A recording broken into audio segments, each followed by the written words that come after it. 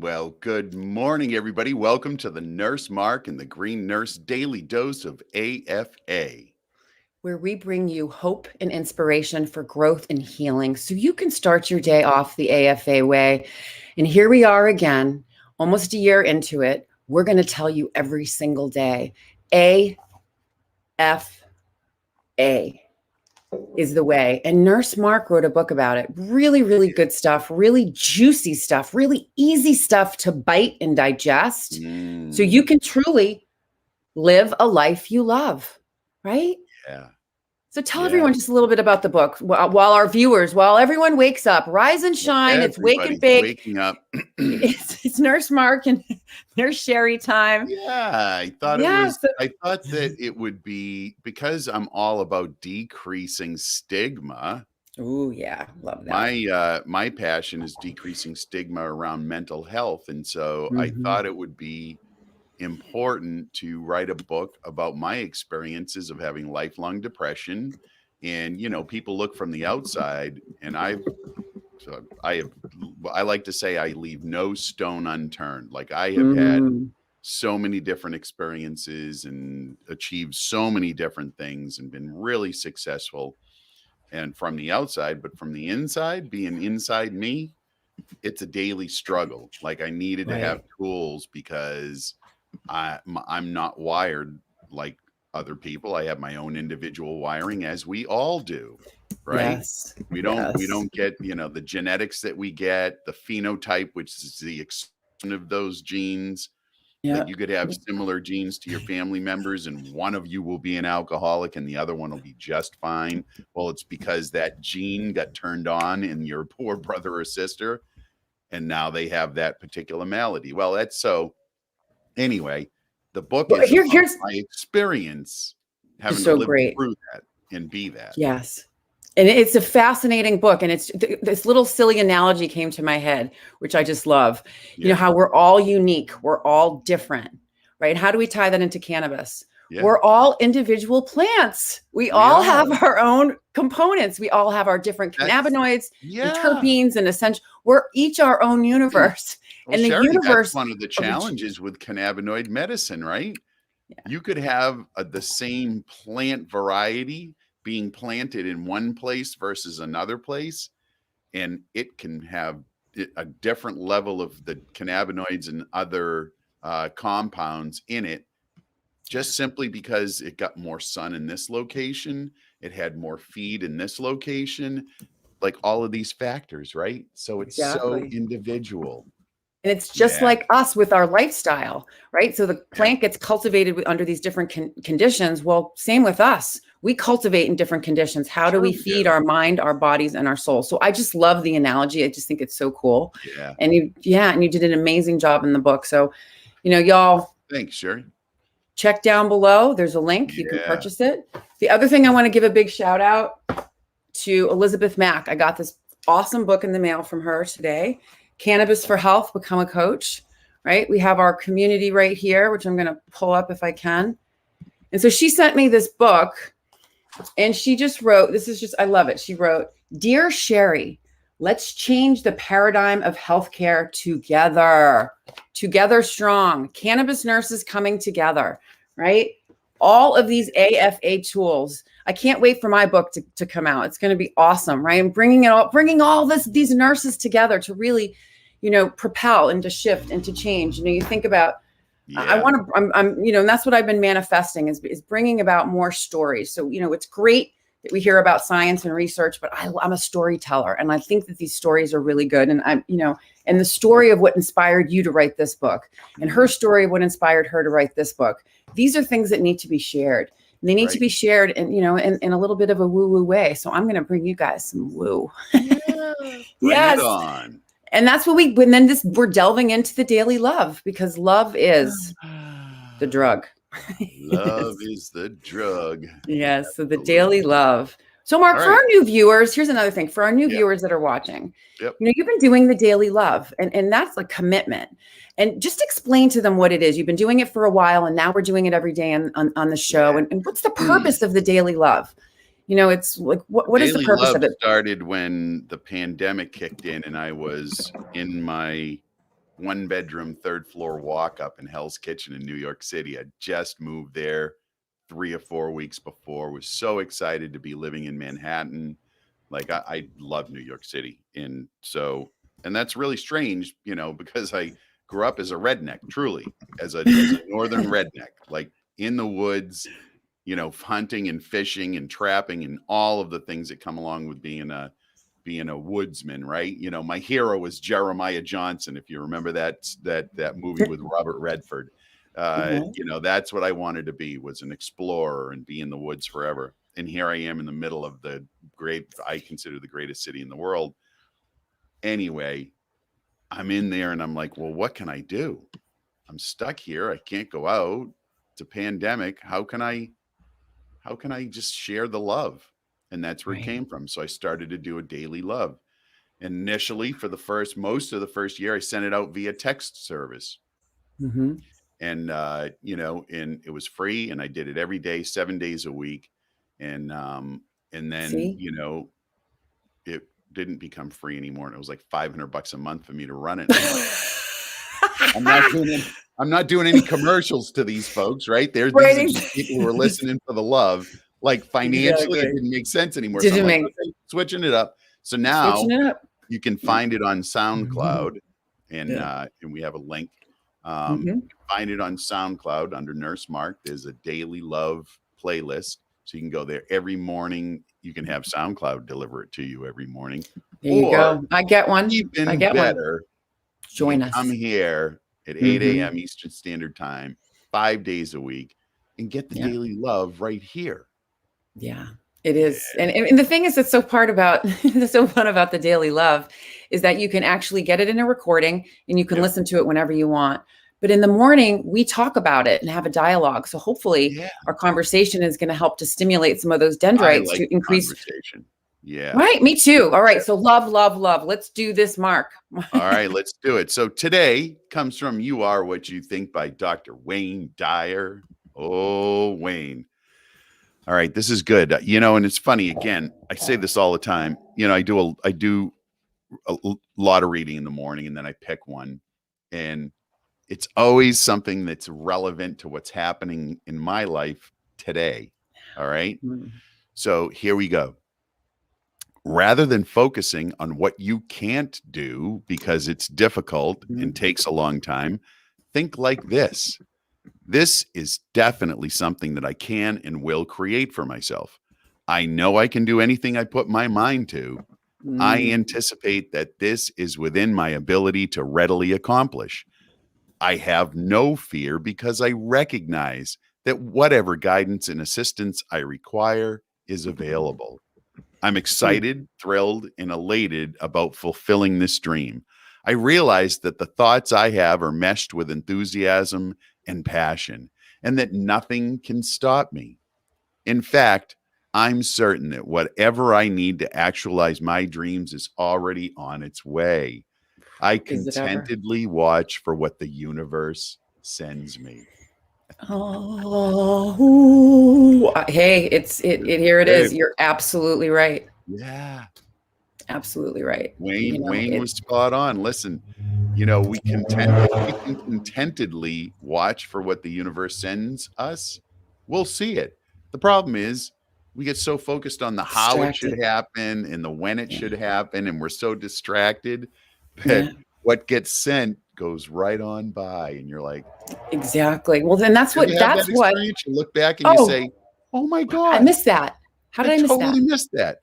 Right. Yeah. And this is the cool thing. And this ties back into some of the practices that we talk about and that we do about mindfulness and meditation, slowing down, being quiet, going within, right? Because everything's bombarding us from the outside. And if you don't have the opportunity to bring it in, you can get overwhelmed with everything that's coming at you. I can identify that with that right now. Lots of things going on. And I'm like, well, now you got to pull back, reflect, reset, reconnect, reprioritize, right?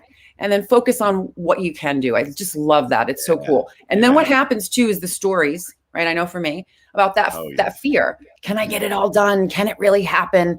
You know, is it going to happen? And you're right. So the fear is always about the projection into the future. And we're human. That's the bottom line. We're human.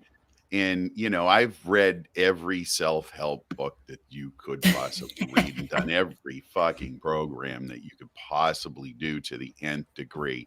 And guess what? I'm still human and I still experience that humanity. Yesterday was a horrible day for me. It was a great day, but for me, it was a horrible day because I went into the depths of despair in a place that I have been many times in my life. And my story was, you're broken and you'll never be fixed. And why would you want to continue on? Wow. And that was the story for yesterday.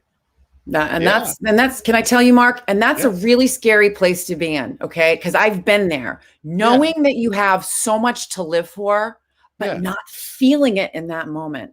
Oh, literally, literally, not much sleep last night. And it was so this is wild, right? Because it's how my brain is wired, and it got into that loop pattern of that negative viewpoint. It was so visceral, Sherry, that I was lying in bed beside my wife who was sleeping peacefully, and I would literally jerk because the pain would be so great. It would be like being stuck with a dagger. It'd be like, oh. And so, I know what that's all about. And so I get up again in the morning and I realize that it's a moment that will pass, and I pick up the tools and I do what I need to do to change the perspective. I do that. That's exactly what I do. Yeah. So, Mark, I just want to say, and I just want to say thank you, because it's so hard. Here it is, right? You love yourself enough to be open and vulnerable, to share your experience, to help yourself grow and others grow. That's really, really powerful, right? Oh, think about it. It's hard to bear all, but think about when you do. When people get into that mindset, and again, it's just a wiring, right? It's not who I am. It's just a wiring that happens to be in my brain that gets enacted from now and again. It's those people who you say, who commit suicide, and you say, I never saw it coming. They never said a word because they never talked to anybody about it, right? Yeah. Right? They never said anything. And in their own little world, the story, the pattern gets more solidly entrenched. And then at the end of the day, they just make a decision that the world would be a better place than in it. And you know what? I mean, it's not, sometimes it's, people say, very selfish act. I will tell you that from being wired in that capacity, the people who commit suicide, it's a very selfless act in their minds. They do not. And you're making me cry. Suffer with with having them in it, right? It is sad, and it's a momentary switching on of a circuit, right? It'll always be there in me. It's just the way it is. But I love me wired like this, because I go through that extreme pain and I know what somebody else is going through. And then I can share from that well of pain and say, hey, listen, it shifts and it changes. The next day is always an opportunity for that perspective and that wiring, that circuit to just be shut down. Right. And the new, and the other one is enacted. And the other one is, I know I can do anything I put my mind to. I know I can do anything. Right? And Mark, that's just such a powerful story, because here is so it's just like, don't give up before the miracle happens. And when you're having a feeling, feelings aren't facts. Your body may feel like it's a fact, but it's visceral. It's trauma. It's stuck trauma that needs to move. Listen, Sherry, when a brain surgeon opens up the top of your head and opens it up, they don't find sadness there. They don't see happiness running around. No, what they see are a bunch of brain cells and a lot of neurotransmitters all just sitting there waiting to be fired up, right? It's literally like that. So we identify with these feelings that are nothing more than just biochemical signals that are happening. So It's okay. So here's a cool thing too. It is okay. And then, and in my moment of suicidality, when I was really, really sick, how in a moment's time, when my friend came over to my home with a joint and told me to get with the program, I was sick, I was suffering, I was in bed, I couldn't take care of myself, my kids, the whole 9 yards. She goes, wake up. Cannabis has been around. It's been medical and, been medicine in Massachusetts since 2012. And in a moment of time, taking the 2 puffs, I didn't want to kill myself anymore. Right. That's powerful. That's powerful. But what happened? What happened, Sherry? It opened up a new pathway in your mind that subsequently was not available to you. And all of a sudden, let's lift the veil. Let's decommission that old one that's saying, I want to die because I'm in such pain. Yeah. And let's wire up that new one that says, yes, oh my God, I can have a life again. Yes. Oh my God. Here you are. I got a meat suit. I got this meat suit. Holy shit. I got a body. I got to take care of it. Guess what? Whose job is it to take care of my body? Me. It's my job to learn about the most important thing that carries me on this earth. And it's our job to do that. So and this is why we're here every morning. Here we are. Wow. We got deep, Mark. I love this. Deep. It's what we do. It's what we do. We talk about things. Guess what? Mental health still has the stigma attached to it. Cannabis still has a stigma attached to it. The only way we're going to get rid of it, Sherry, is to discuss it, is to continually talk about it. Yeah, it's okay to say, I'm not feeling well mentally. I'm not feeling well. It's okay. Guess what? Tomorrow you'll feel well. Later today you'll feel well. It's just like that. Exactly. Good stuff, Mark. Thank you. I honor you seriously for opening up your heart and sharing. That's hey, thanks. It is what we're here for. And now we're here to talk about puking. Yay! So here's the thing. Okay. So we've been talking about nausea. Yesterday we talked about nausea, vomiting, cannabinoids, the science behind it, 96% effective, both in observation and clinical studies, which is really powerful. So now what we see, what's been coming up is we're seeing cyclic vomiting syndrome, cannabis hyperemesis syndrome, people throwing up, getting these diagnoses of, cannabis use disorder, the whole 9 yards. So whether or not cannabis hyperemesis syndrome is real or not isn't the point. Okay. That's the first thing I want to start off with. The first point is this: it can be very dangerous to patients regardless of the cause. Okay. And we're going to get into the details of Cannabis and what it means, but there's a ton of theories about cannabis hyperemesis syndrome, where it could be from neem oil, pesticides, contaminants, mold on cannabis, or just taking too much. So the thing that's important is that theories, but the manifestation of it is very much real. It is. And what happens in the emergency room not being able to keep anything down, like it's a real manifestation. We don't know how it happens. Fibromyalgia, it's a real manifestation. A lot of people suffer. We don't know what causes it. There's no test for it. So you're right, Sherry. Thanks for bringing that up. That, even though we don't have a firm diagnosis and way to diagnose it, it's a thing that's happening. So we need to talk about it. And what matters about this is that it can be potentially dangerous and it's real. The symptoms can get so severe that it disrupts. Remember, we talk about the endocannabinoid system, that regulates our bodies, that umbrella. It keeps our umbrella going up and down. These symptoms, cannabis hyperemesis syndrome that we're going to talk about now, the symptoms can get so severe that it disrupts multiple other organ systems at the very same time, very, very rapidly. So what does it look like? Well, and we're going to break it down a little bit further, but just to get the start of the conversation. So ongoing nausea and vomiting, abdominal pain, inability to eat, stress on organ systems. It can cause further dehydration, malnutrition, muscle wasting, cognition, and memory are also affected due to the disruptions of our microbiome and electrolyte imbalances. So you just think about this whole thing. Cardiovascular health is affected. Kidney function is affected. And then we have our mental health that we've been talking about today. People start to circle the drain of despair quickly because it does affect all systems at the same time. So if you just think about if a patient's having intractable pain, they already have an experience and they start using cannabis, and now all of a sudden something else starts to manifest. That can really 100% affect a person. Oh my God, I found something, and oh my God, it's not working anymore. Oh my goodness, now I have other things. So the thing that's interesting is we don't know, right?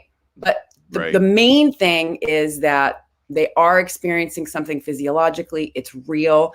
If someone has nausea and vomiting around cannabis, it doesn't necessarily mean that they have cyclic vomiting syndrome and cannabis hyperemesis syndrome. What it may mean is that they've overconsumed, or there's other factors that are contributing to it. We talked about nausea and vomiting yesterday, right? There's something else that may be going on, and too much cannabis may make it make it worse. Right. So, yeah. So cyclic vomiting syndrome is a different condition altogether, but it presents with the exact same similar symptoms. And then we're going to continue to go along and distinguish both. So Mark, the clinical diagnoses of cannabis hyperemesis syndrome. All right. Well, of course, you have to have a history of regular cannabis use, mostly for years. Like you could be using cannabis for 20 years, no problem. And then all of a sudden, the major clinical features include severe nausea and vomiting. We're not talking about, I just feel a little queasy. We're talking you're going to vomit. And it's vomiting that recurs in a cyclic pattern over months. Some of the other features, colicky, abdominal pain, no evidence of gallbladder or pancreatic inflammation, because of course that's what they're going to look at if you go to the ER, and a lot of people end up there. They immediately look at the gallbladder and the pancreas. And one of the things, another indication is if you have to take a hot bath or a hot shower and it goes away, that's another indication that it could be related to this particular malady. Exactly. And of course, the number one indicator is that if you stop smoking cannabis or using cannabis and it goes away, pretty much going to tell you. There's a big correlation. Big correlation. Maybe we're not going to say correlation is causation, but the bottom line is it's something you really need to think about. Right. So the difference right away. So I'm going to distinguish right away the difference between cannabis hyperemesis syndrome and cyclic vomiting syndrome. Cyclic vomiting syndrome has the exact same symptoms and can be relieved similarly. But the difference is people with cyclic vomiting syndrome, not all of them use cannabis.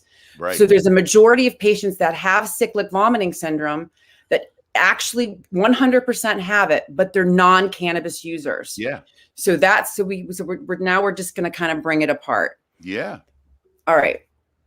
So receptors, let's just talk. And this happens with both, this happens, what happens when you're with cannabis in your body, taking too much. We're going to kind of go down the little physiological route as to what actually happens in the body that causes those symptoms. Right. And if you think about it, Sherry, nausea and vomiting is actually a defense mechanism for the body, right? It's to expel things that the body says, ooh, this is not good for you, whether it's a poison or something that is perceived as a poison, it's going to eject it from your body. So kind of needed, right?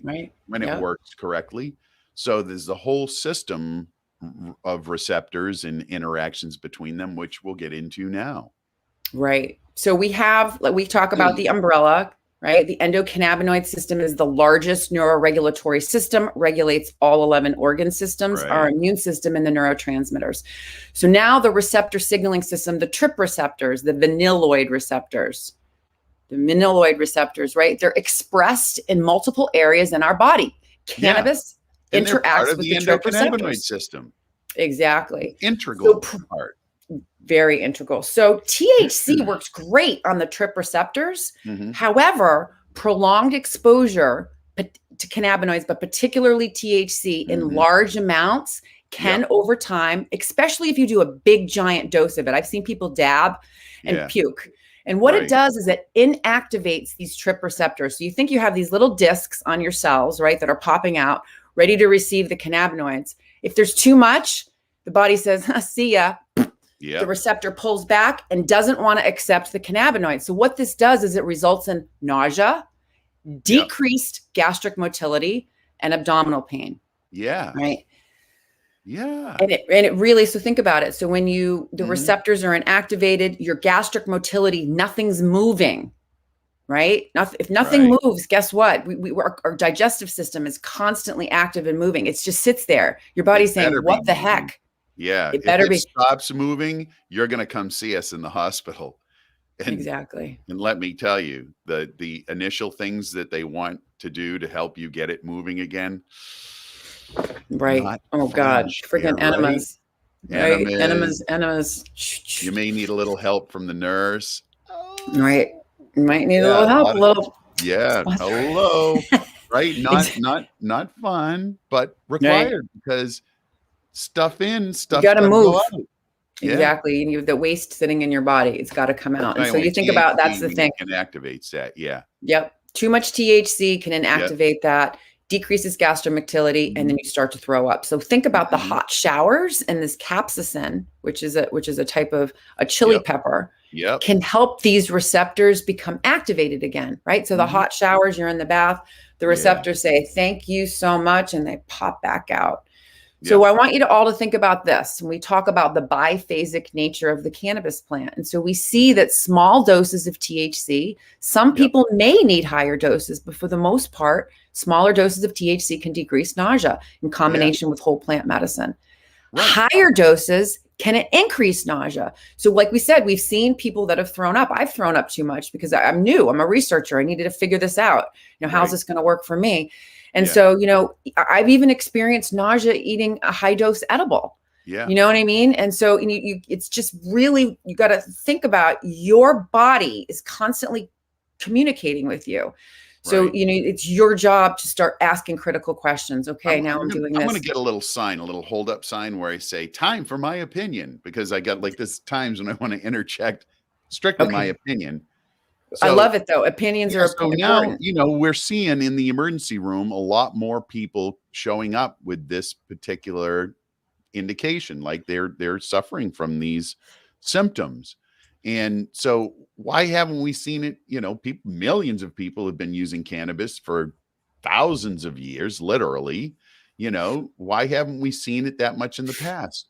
And I think personally, it's because of the commercialization of the plant and the increase in the THC content that are in these plants, right? So back in the day when I was a young person using cannabis, and I did when I was in my adolescent years, it was maybe 5% THC. Like it was a low amount, and it was more of a blend of, the cannabinoids, right? So you'd get the munchies and you'd eat. You would never get nauseous. It would never happen.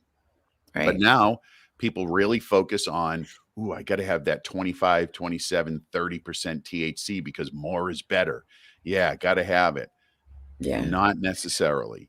So in my opinion, it's because more people have more access to much higher, level of THC in their products.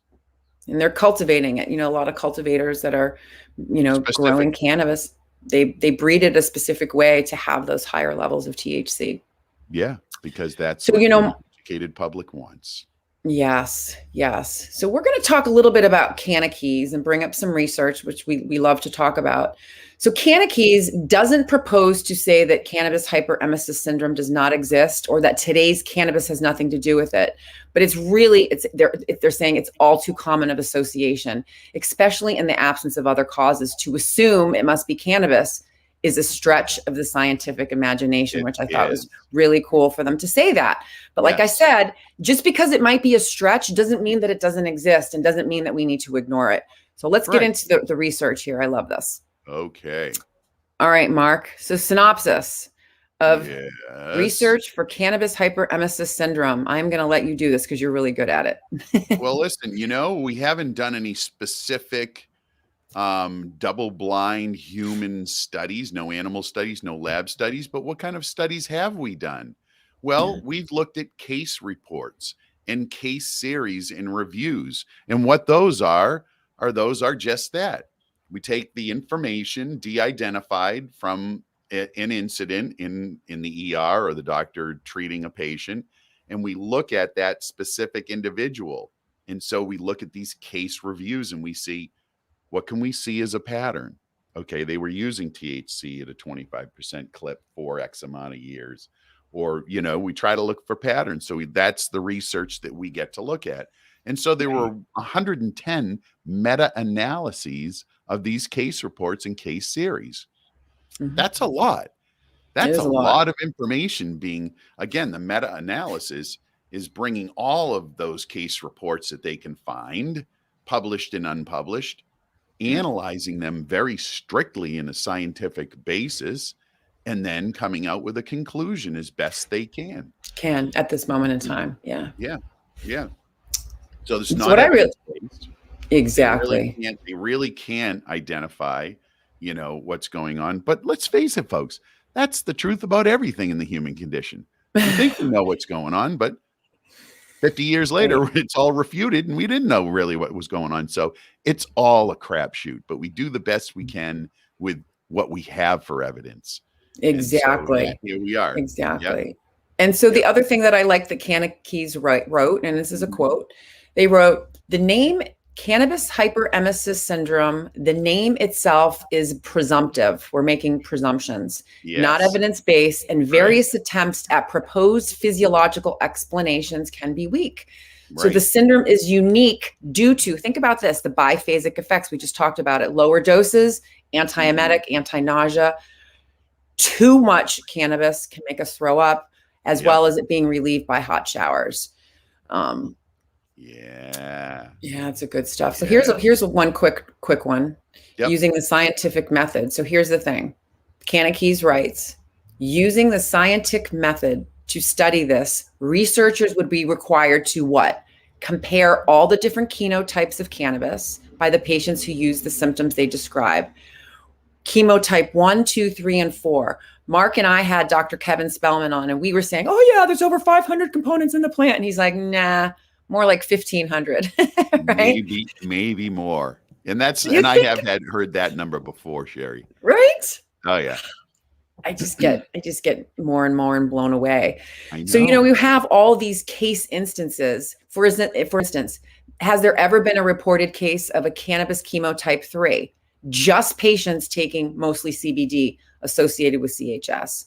Or has there ever been a reported case of CHS with chemotype 4, which is CBG dominant?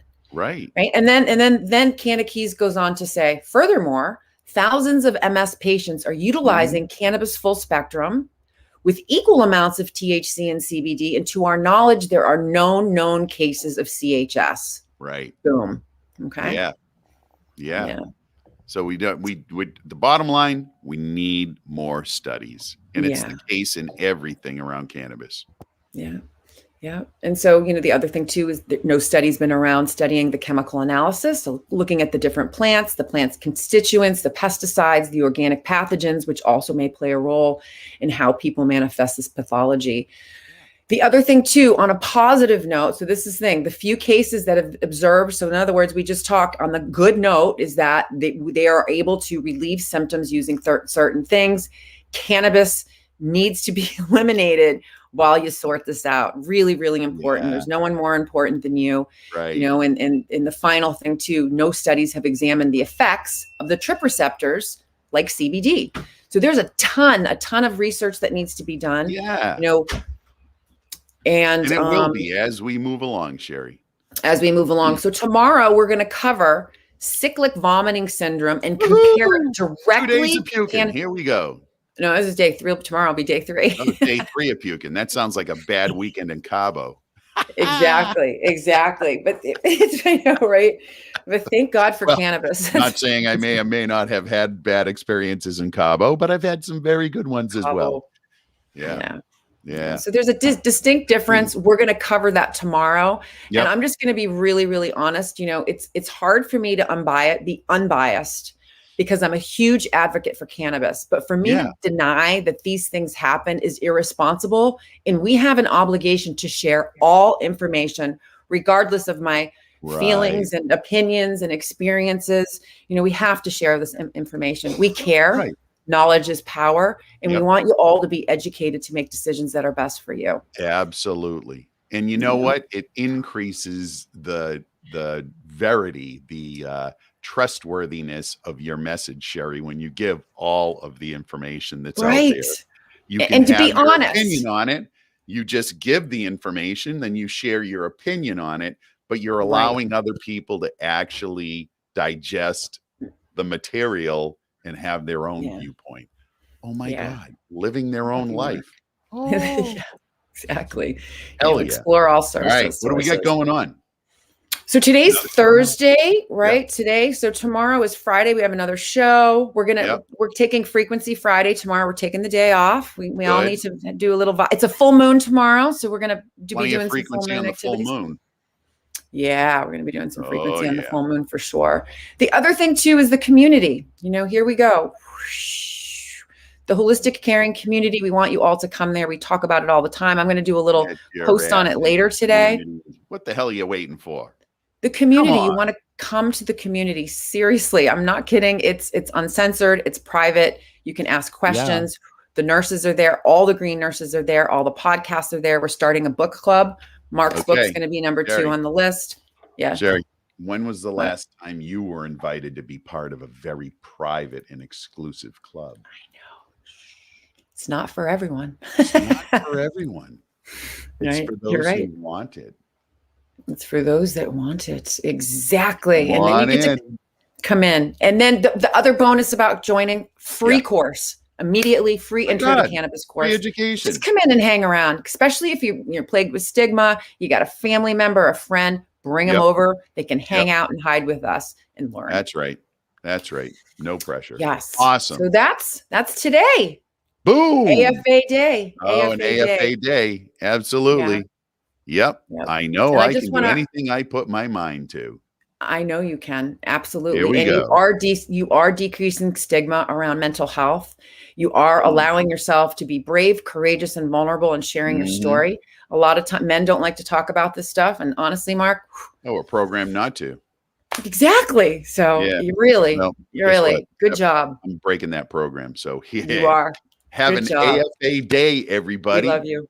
Thank you. We love you. Thank you for stopping by. It's great to see you all pop up. We do see you. Post up on there. And oh my gosh, thank you so much for being here and making this what it is. And Sherry, what really is it? It's about living your best life and helping others do the same. Stay elevated, everyone. We love you. We love you.